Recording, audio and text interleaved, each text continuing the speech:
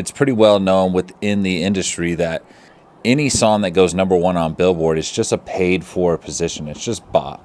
So you can essentially pay a certain amount of money to guarantee a number one spot on any Billboard chart. And that's what major labels have been doing specifically for the last 20 years. And nobody really gives a fuck about Billboard charts anyways. You know, this AI artist is named Breaking Rust. And they had this song that went number one. And all it was is that it got 3,000 digital song sales. A single sale is only 99 cents. So basically, this person had to pay $3,000 to get a number one song on Billboard. So I just want you to think, pretty much anybody can do that. If they really, really set their mind to it, could just say, I'm going to figure out a way to conjure up $3,000 and go get this number one on Billboard thing so I can pull this same type of PR stunt. So, I mean, people need to stop digging so hard into this. It really doesn't matter. It clearly is a PR move that was done by either the person who created this AI artist or the label that signed this AI artist. You know, we had a similar situation earlier this year with Xania Monet, who topped the like R&B Billboard charts or something, or had like top R&B urban radio song or whatever with this AI song, right? Anyways, she was signed by a company called Hallwood Media. Neil Jacobson specifically, who I've done a lot of work with in the past, and he's a very interesting guy. He signed Xania Monet for what they reported to be $3 million record deal, and it turns out that that was never actually confirmed, and I think it's just all bullshit anyways. I think that probably maybe it was about $1 million went to the actual writer / AI artist, Tanisha Edwards, and then the rest of the money was either, you know, lopped up in contract options. So like, let's say the initial term was for 3 years, and then they had an option to renew for another 3, and then they had another option to renew for another 3. Well, in essence, that could be considered a $3 million deal, even though it's broken up into $1 million at a time, and only if that label decides to execute their options, right? So this is, you know, typical major label stuff, right? And I think that probably a big portion of that also was broken up into like a marketing budget. So maybe half of that first $1 million she got, let's say 500,000 of it was for marketing only. Like, so she's really only pocketing 500, and then, you know, half of that goes to taxes, 20% goes to a manager, blah, blah, blah, blah, blah. You know, it's not like that person who made that Xania Monet artist is walking away with a ton of money after doing a deal like that. And neither is any artist who signs to a label, for that matter. I think we're in the age of headlines that are really starting to capture a ton of attention because they just get flooded and posted immediately on social media, and then people just gravitate towards them, and they start putting their own spin on it, and they post it on their social media accounts because they're just trying to get views and likes and comments and shares and engagement. And while, trust me, that is literally what I'm doing here, I just want to make the point that you guys should not just believe every single headline out the gate, and at least try to dig a little bit deeper in your research of what's really going on. And, you know, I can at least have some solace in the fact knowing that Sync Money, you know, we take the headline, we might even hook the viewer with a headline just so we can get you past those first 3 seconds, right? But then I go in depth on what's really happening behind the scenes of whatever topic I'm trying to cover or whatever headline I'm trying to cover. Now, going back to Breaking Rust, you know, I want to say that I think a lot of these streams are just coming from Novelty. And I think a lot of this AI music is based on just a friend going to their friend and saying like, hey, look how fucking crazy this is. Some like AI country song. Like, it's kind of funny, huh? It's not like they actually listen to the song or like the song. It's not like it's replacing Morgan Wallen in their rotation in their Spotify playlist. You know what I mean?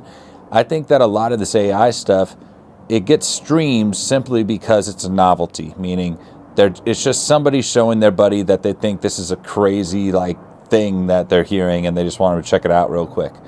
It doesn't have any lasting power, no staying power. Now, not to say that an AI artist or somebody won't crack that code perfectly, I mean, something like Demon Hunters on Netflix right now, even though the music is not AI generated, all they would need to make that a fully AI generated, ecosystem there was just to have the music actually be completely AI generated. But instead, the music's actually made by real songwriters and real humans, and then they build the ecosystem of the animated show around that real music. So I actually see something like that happening in the very near future, though, where there will be more series that will be animated, that will be based around the music or music group, specifically K-pop type stuff.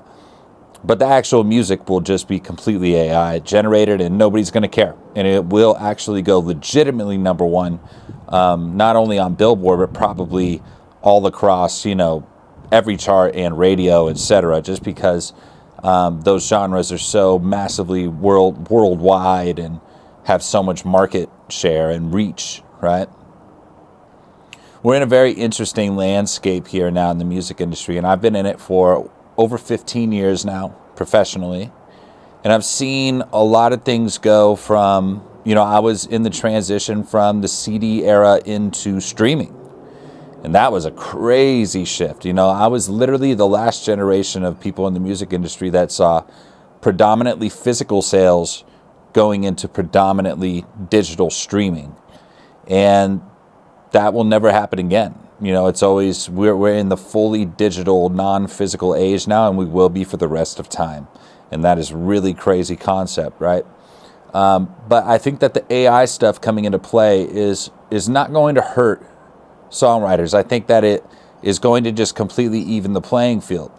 And the reason I say that is because if you just let AI write a song for you, it's going to be trash. And we've seen that time and time again. The best AI generated songs that we hear are AI assisted, which means the original song was actually written by a great songwriter. They plug their demo into something like a Suno or a Udio, and then it creates just something magical, right? Fully produced out, whatever. But the actual original song was done by a human, and let's say the demo was just played on an acoustic guitar with a simple lead vocal. And that's what I see is going to be the case for the next, at least 10 years.